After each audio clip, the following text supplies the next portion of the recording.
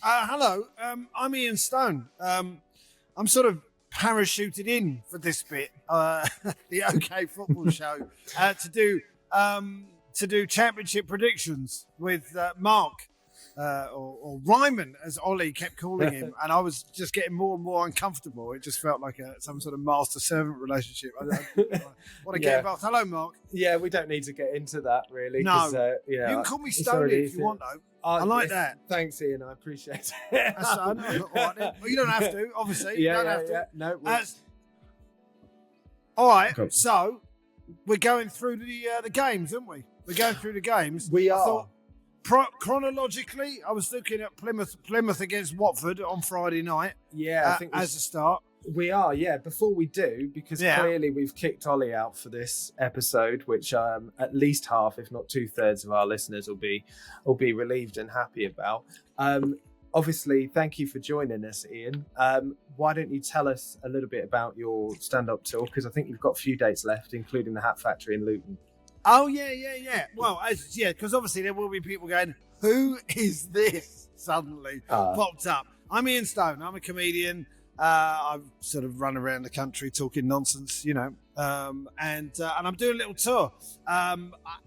Actually, I'm very close to the end, but the one date that has still got some tickets left, unless there are two people in Tring listening, because there's 2 tickets left there. And then the other date that's got some tickets left is in Luton at the Hat Factory.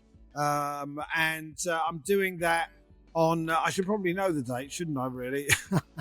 I think I had a look at it. It's the 28th. Really? I think it's the 28th. Yeah. It is. That's right. It is the 28th. I'm doing the Hat Factory, and it's my new show. Ian Stone is keeping it together, which is really sort of looking at how I'm keeping it together, how the world is keeping it together, and I'm doing that in about a week and a half. So, if you fancy coming and you're in the Luton area, I'll be there. So I guess that's partly why I'm here. Obviously, mainly it's because you guys, I just couldn't stay away from championship predictions any longer. You love the championship, so you're an Arsenal fan, aren't you? Yes, so I am. How much of an eye on the championship do you normally have?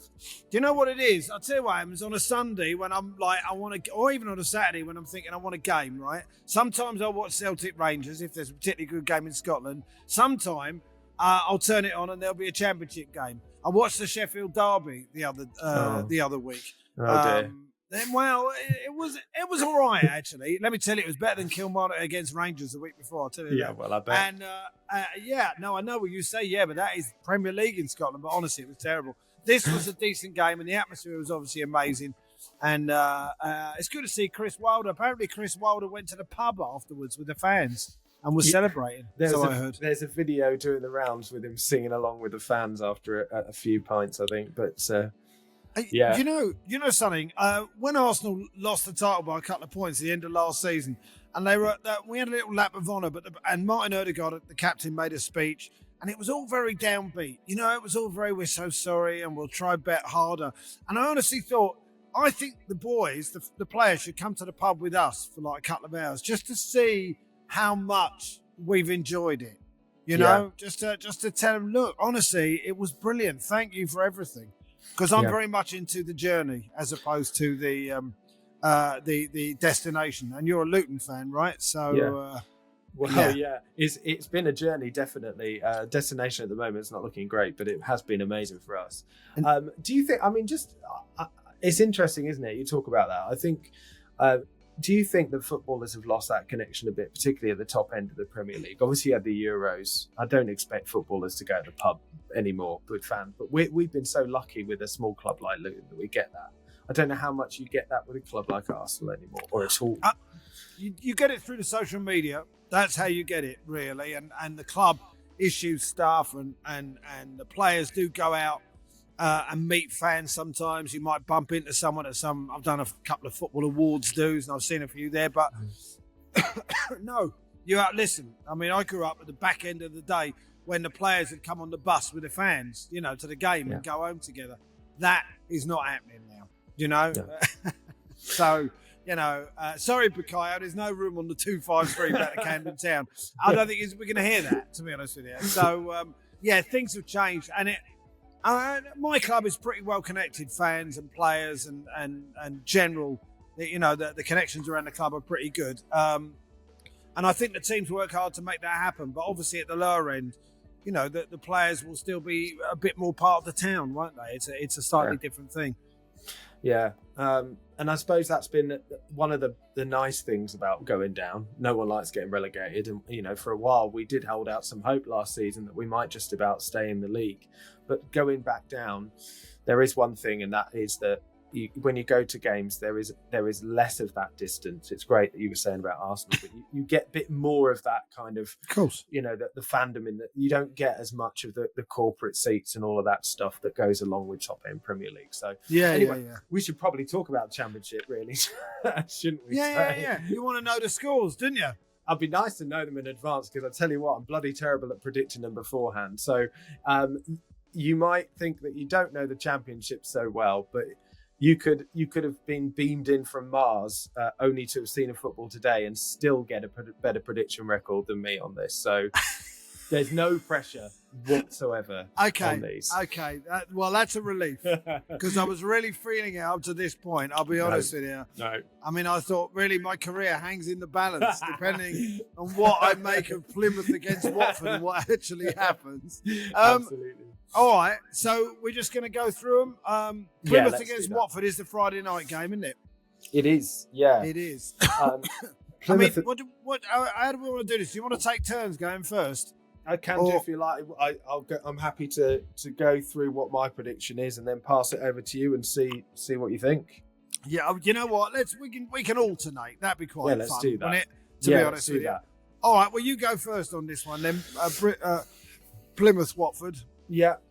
Well, I think I've gone for a Plymouth 2-1 win, as you may know already. Watford and Luton, although this is very much a neutral podcast, Watford and Luton are rivals generally, but Watford have been terrible away from home, bar one game. So they've lost all their games away from home, apart from one in which they won 6-2.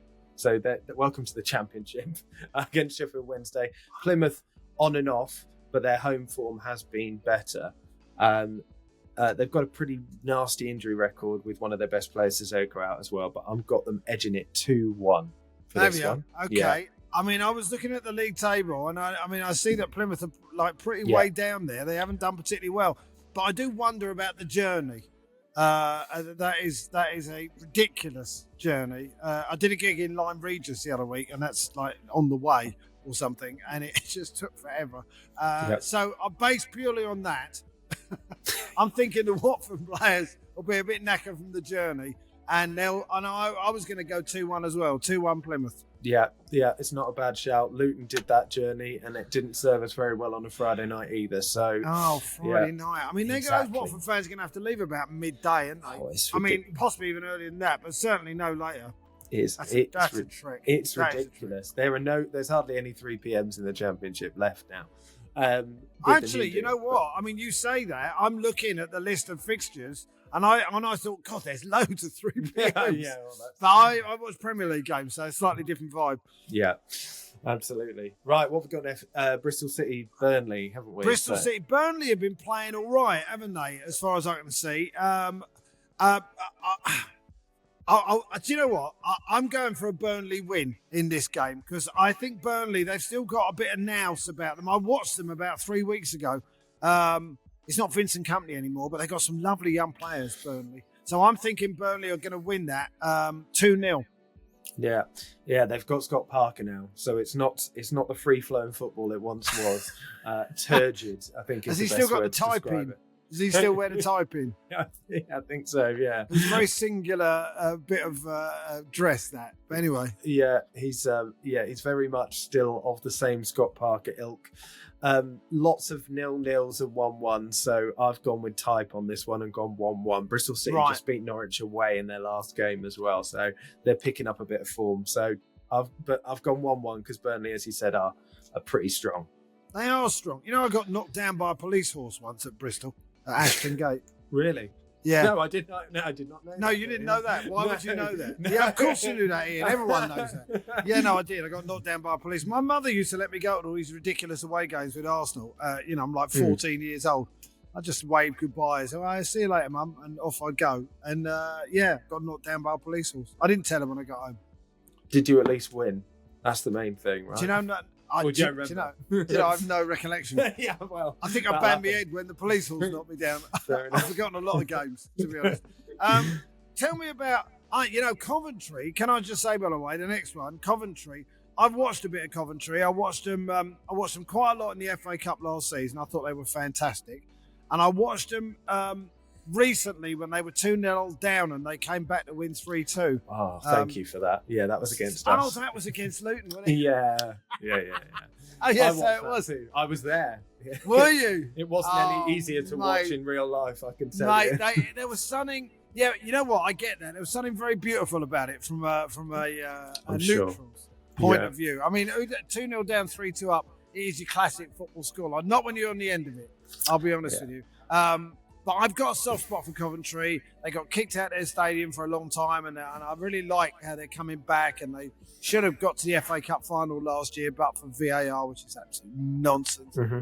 So I'm going. I know Sheffield United are a good team, but I think Coventry could get something from this game. I'm going 1-0 Coventry. Yeah, you could be right. And the issue with Cov at the moment is they're managerless after Mark Robbins has been given the boot. And that was a joke as well, wasn't it? By the way, well, fans were all up in the air, up in the air about it. And I think the two contenders for the job, the two likely front runners, are currently Frank Lampard and Ruud van Nistelrooy. So that would be. Really? Yeah, I know. So there's a bit of rarefied air for Coventry, and it really is no disrespect to Cov, but those two. But also Frank Lampard's management record is not his playing record by any stretch. So I think, a lot of Cov fans are concerned that they're just started to turn a corner as well, because they'd had a terrible start to the season, but that result against us had started to kind of pick them up, and I think Luton and Cov fans have got a soft spot for one another, because obviously it was the playoff final. It was that Luton won, and both of those sides have gone down and seen pretty low ebbs and come back up again. So a bit of mutual respect. I've gone for Sheffield United to edge it 2-1, because I do think that they're just unbeatable at the moment, and they don't let in many goals, 1s and 0s at the most. So that's the reason. And I don't know how good Cov will be at the moment without a manager. It's hard to tell. No, I agree. But I will stick with my prediction. Yeah. And as I said, I'm nearly always wrong. So it's good that you're going the other way. All right, then I am. I should ask you first and then just go the other way. Yeah. All right, what have you got for What have you got for Sheffield Wednesday against Cardiff? I've got Cardiff to win it 1-0 away from home. So despite their last two results, they've got they'd had some good results leading up to that. Omar Rizar, their manager, who was put in sort of temporary charge, is now apparently looking like he's getting the job permanently. I don't know whether that's confirmed or not, but has really started to steady the ship there. Sheffield Wednesday, despite the difference in league positions, are really inconsistent. You never know what they're going to do. So it's a difficult one to pick, but I've just gone for a Cardiff score to win it. Yeah, you know what? I have to say, your analysis sounds sound. So I'm having Cardiff to maybe get a result as well, based purely on what you said. I mean, actually, interestingly enough, it's only 3 points difference between the two teams. It's not like it's a massive gap. Yeah. It's very, very tight at the bottom, isn't it? God. It's really, it's always tight. Yeah. Yeah. Very exciting league. I get that. But yeah, no. I think Cardiff could get a result. And I watched Sheffield Wednesday. Didn't have a lot of threat, really, against Sheffield United. So, I'll have a Cardiff victory. Blackburn against Portsmouth. Yeah, I saw a bit of Blackburn the other week, actually. I can't remember who they were playing. How are they getting on? Let's have a look. They are pushing for a playoff spot. Yeah. But I don't know what Portsmouth are like, really. I mean, they've just got promoted, haven't they? They're having a terrible season. Yeah. They are doing badly. But Blackburn home win. Yeah, do you know what? You're absolutely right. Overall in the season, they're complete opposites. And at the start of the season, Ollie and I predicted both of these teams to be down there or thereabouts. Pompey have kind of done so, although they've got their striker back now who had a heart condition and had to have heart surgery at the start of the season, which threw things off. He came on, I think it was in their last game, and scored pretty much immediately for the penalty spot, which is a pretty amazing moment. And Blackburn, who started brilliantly, actually, if you look at their last 6, they've got identical records in the last 6, despite the fact that they are, completely I'll at see other that. ends of the table.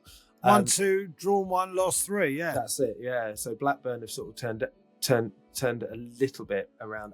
I've still got Blackburn to win at home. They're a very strong home team. So yeah, Blackburn 2, Pompey 0 for me. Straightforward win, I think. I'm having Blackburn as a home win. Tough. I mean, I've done gigs in Blackburn. I remember did a gig in Blackburn, and I wanted to go back to the station afterwards. I said, "How'd you get back to the station?" And the bloke went, "You have to walk through the cemetery." I thought, what a great place this is. Lovely atmosphere. Yeah, it was really a laugh. I mean, it was a little unhinged, actually, this place. But anyway, I'm taking Blackburn. I'm taking Blackburn to win. Luton, you can't predict anything but a Luton home win against Hull, right? And Hull. I mean, well, you can't, can you? I mean, whenever anyone who supports any team gets asked how their team are going to get on against anyone at home, they always say 2-1 or 3-1, don't they? So they do. And if Ollie was on here, he would say Luton 2, Hull 1, but I'm not. What are you saying? I've gone for a draw. Now, my God, is it that bad? Dear. It is that bad. It is that bad. I think, well, look, I mean, you look at Hull's record and Luton's record, and any neutral looks at that and goes, Luton are going to win the game, right? You look at that and you say, and I get that. Our last result against Borough, I don't know whether you had a look at it. I saw it. Was it 4-5-1? 5-1. We got tonked 5-1. You got battered. You got absolutely battered, yeah. Yeah, absolutely battered. And after that point, Rob Edwards, the manager, didn't say he was leaving, but did the whole, it's out of my hands spiel. Usually the death rattle of managers. I saw it. It was a bit Kevin Keegan after England lost against Germany. I mean, he didn't actually resign, but there was a little bit of emotion there. I mean, surely as a Luton fan, you must all go, oh, come on, mate. I mean, it's not started well, but you're Rob Edwards. You brought us to the Premier League. You got us 2 successive promotions, and it was amazing. And nobody would have thought that would have happened. And surely you got to give him more time, or am I talking out my arse? No, you're not talking out your arse. And I think the fan base is split definitely on this. I think it's edged towards him going, but it's not him going because we suddenly expect him to be, beating teams left, right, and centre. I think most of us feel like the way Rob's handled the press conferences after matches, he looks exhausted. He looks like he hasn't got any more to give. And I think for most of us, I think that's the concern, is he seems to not lost the dressing room. I think the players are still with him, but lost the ability to motivate. And there were some very odd decisions to play certain players against Borough away from home that didn't help. And at the start, I remember saying to Ollie when the lineup came up, I said he's got to get this right. If we lose this game, this is going to come back to haunt him. And we didn't just lose it; we absolutely, we really lost it. So, So I think that's an issue, and I think that we're only one poor result away from things getting worse in terms of fans and fan view. But you're right; he took us to the Premier League. He gave us probably the best day of most of our lives. I'm just about old enough to have been around in the 80s, but don't remember the time really at that top division. I wasn't there at the cup final against Arsenal. I've expunged that game. Did that actually happen? That game? I don't remember that game. Yeah, it did. I was at that game. So So, but all right. So you're saying a draw, right? I'm saying 1-1. Yeah. All right. I'm going to go for you for a Luton home win. All right. 4-0. They're going to find their form, and they're just going to. Suddenly, it's all going to click, and Rob Edwards is he'll tear up his resignation letter, and he'll put it in the bin and lead you on the pitch on the centre circle, and lead you back to the Premier League. All right, how's that?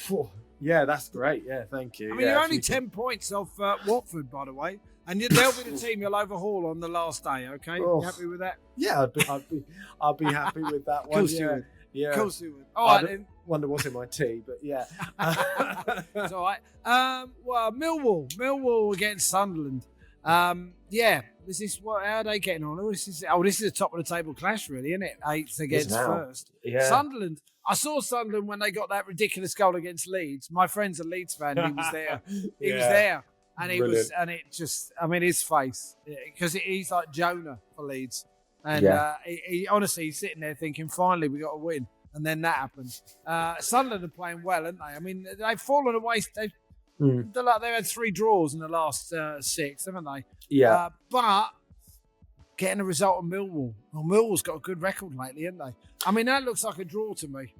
Yeah, I wouldn't put it past it being a draw at all. I've gone Millwall 1, Sunderland 0, but similar to what Millwall have picked up, they were right near the bottom. I said they're in danger of going down because they weren't defending, and they've won every game since I said that. So, and Sunderland, on the other hand, play some of the best football in the league. I still think when they're on form, they're amazing, but they're just tired a bit out. They're just not getting forward and scoring the goals that they were.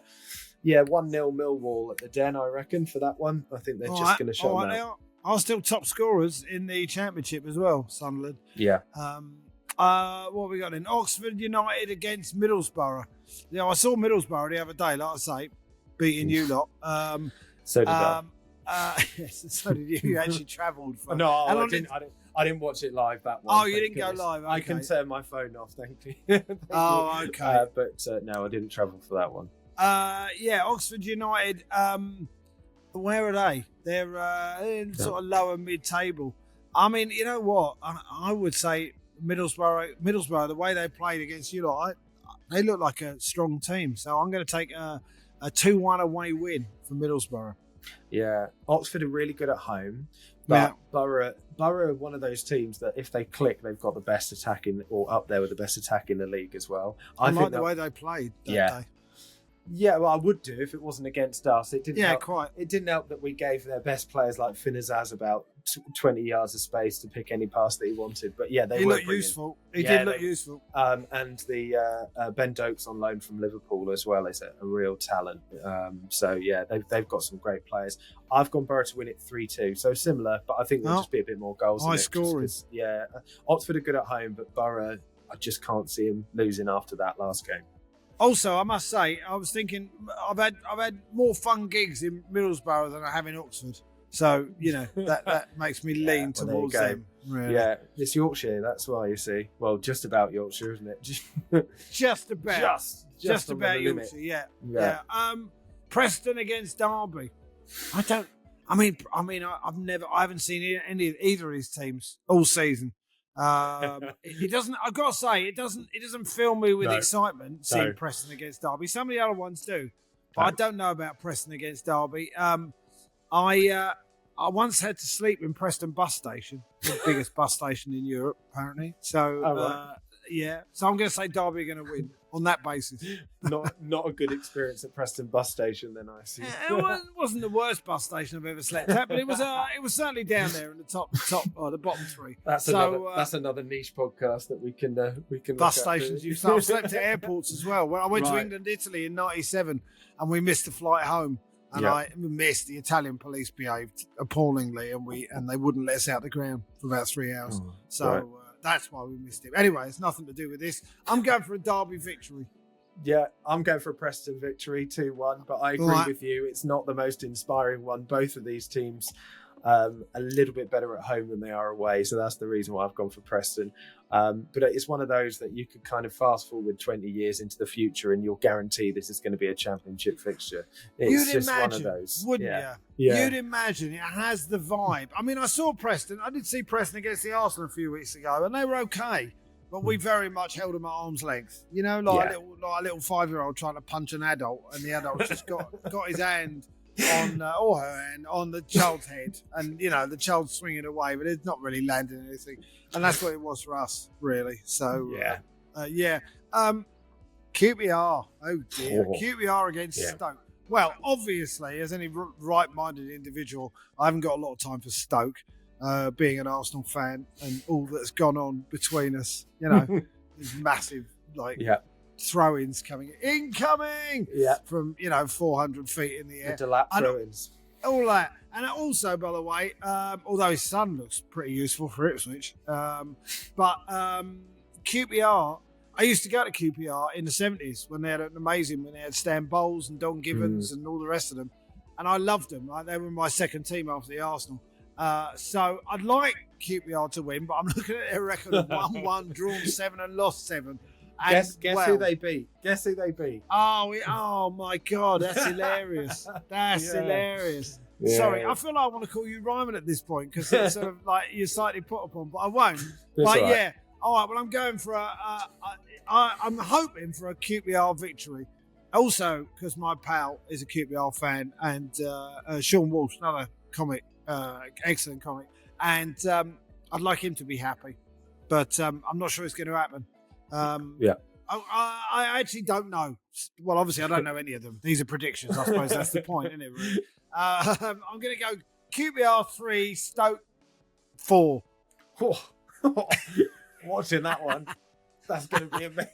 That's going to be a cracker. It's going to be a cracker, honestly. I can tell you. Yeah, it sounds it. Yeah, I'm definitely putting that on. I've gone for 2-1 Stoke, which is slightly more boring, but actually the same goal difference. Same result. It's all a +1 and a +3 in the points. So yeah, same result. QPR can't buy a win unless, of course, it's against Luton. Stoke have been doing on and off, but a bit better recently. But yeah. Just to edge it, because QPR have absolutely their pants been really, really poor, and they've got a manager that did wonders for them last season. So he did, didn't he? That's right. I saw them at the end of last season when they beat one of the top teams in the Championship, and I really thought they played some lovely football, scored a couple of great goals, but obviously not happening this year. West Brom against Norwich. You know what? Any football fan of my age has got a soft spot for West Brom because of Laurie Cunningham and Brendan Batson and Cyril Regis, particularly Cyril. I mean, absolutely fantastic. I can still see some of his goals in that beautiful green and yellow away kit they used to have. I can still see one of his goals, and they beat us like 5-2 at Highbury one year, and they were just a fantastic team. And Norwich getting on. Well, they were doing brilliantly for a bit, and then they're now doing poorly again. That's why it's fallen away completely in it for Norwich. They sort of one extreme or the other. They've got two important players injured. Their normal goalkeeper in Gunn is out. And their replacement goalkeeper has got holes in his gloves at the moment, and every game is costing them. Really is. Is there some sort of local bylaw that a gun has to be in goal for Norwich? Yeah, exactly. Yeah. Essentially, there always seems to be a gun in goal for Norwich. Yeah. Well, sort of Brian Gunn was the original, the one that was sort of my era when I first started following football in sort of the early 1990s. So, both good keepers, both not playing on Saturday though. So I don't think Brian would do much of a job anymore. I'm not sure. What have you got? I was going to say I've just gone West Brom to nick it because West Brom draw most of their games. They did edge the last one. So they're going to nick it 2-1 at the Hawthorns, I think. Norwich, I just don't see their form turning around yet, but we'll see. I have West Brom winning this one as well. I do. And finally, Swansea Leeds on Sunday. Well, I love watching Swansea. Do they still play that sort of football, tick-a-tacker type football? Yeah, so not so much. So since Russell Martin left, they've sort of changed identity, lost their identity a little bit, but they've still got a really good midfield. But they don't play the football that they played when they were in the Premier League, that's for sure. That kind of really nice sort of tiki-taka type football. Leeds very exciting going forward, but don't seem to kill games off very easily, but they still win most of them. Leeds are so, I mean, they're all over the place. I mean, like I say, a good friend of mine is a Leeds fan, and it just drives him absolutely mad. So this could be literally anything, couldn't it, this game? Yeah, I mean, I've still got Leeds to win because they're so good, but you're right. They're just waiting. They're just waiting to bottle it at some point. It just feels like that. It's just it's inbuilt in being Leeds that they won't make life easy for themselves. No. So, I've gone for Swansea 0, Leeds 2. All right, I'll have a Leeds victory as well. Okay. Right. So we've done all of our predictions. We've now got to choose what we think our most certain result is going to be, which is our lock of the week. So, right, I'm having the Stoke 4-3. If that comes off, oh, fantastic. Oh, if that comes off, people will be outside my house going, tell us, oh master, tell us what's going to happen. Honestly, give us your prediction. Yeah, 4-3 to Stoke 4-3 against to Stoke. QPR. You could have made it an interesting one, but fair enough. I'm going to go for Blackburn to Pompey nil, I think. Yeah, who's saying I'm not safer. Making it interesting? Who's saying? I Just absolutely think 4-3 Stoke QPR is nailed on. All right. Yeah. I can't wait. Can't wait to see it happen. Yeah. Oh yeah. Are you want me? Yeah. Cool. You better ask me then, Marty. So yeah, just before you leave us, can you just remind us again when your last tour dates are, and especially the one at the Hat Factory in Luton? Yeah, Hat Factory. I've got 4 more tour dates. I've got one in Tring. If you hang on, I'm actually going to look at my diary. Oh, you got them in front of you, didn't you? You got them in front of you. I have the Hat Factory on the 28th. I know the Tring Hat Factory on the 28th. Next door, so it's going to be close. And the Tring is the Tring one is the 22nd, isn't it? I think it's the 22nd. So those are the two that have got tickets left. Go to ianstonecomedian.co.uk and you can get some tickets. And Ian Stone is keeping it together. Fantastic. Yeah, be sure to check it out. And of course, you're an author, so you've got a book as well. I was just having a quick look at that. So I know that's a couple of years ago. I think a few years ago. It's called To Be Someone. It's part social history, part autobiography, and part love letter to Paul Weller and the Jam. And Paul Weller, bless him, gave me a quote for the front cover. I actually managed to speak to him, and he phoned me up. He said, he phoned me up one morning out of the blue. He went, "Hello, Ian, it's Paul Weller." And I wanted to go, "I know." But I went, "Oh, hey, Paul." Like, he phones me every week. And then he said, "I really like this book. I've forgotten how shit it was in the 70s. And I went, "Can I use that as a quote on the front cover?" And he went, "Yeah." So it's there. Fantastic. And I'm very proud of it. And Phil Jupiter, so you might know from the telly a few years ago, did the illustrations. And he's a wonderful artist. Yeah. So I do that. And, talk about Arsenal on a podcast called Handbrake Off as well. Fantastic. Right. Well, I'll definitely be checking that out. Love the Jam. Big fan of Phil Jupitus as well. I've seen him on telly since Buzzcocks, but yeah, great. Thank you so much to coming to join us and do the Championship podcast predictions. And I'm already certain that you're going to do better than I do on mine. That's almost a guarantee.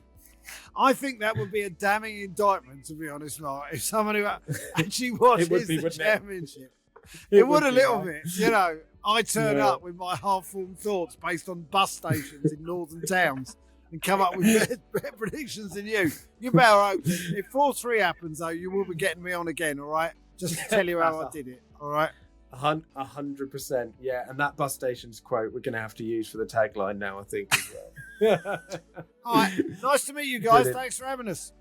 Thanks, Ian. Thank you.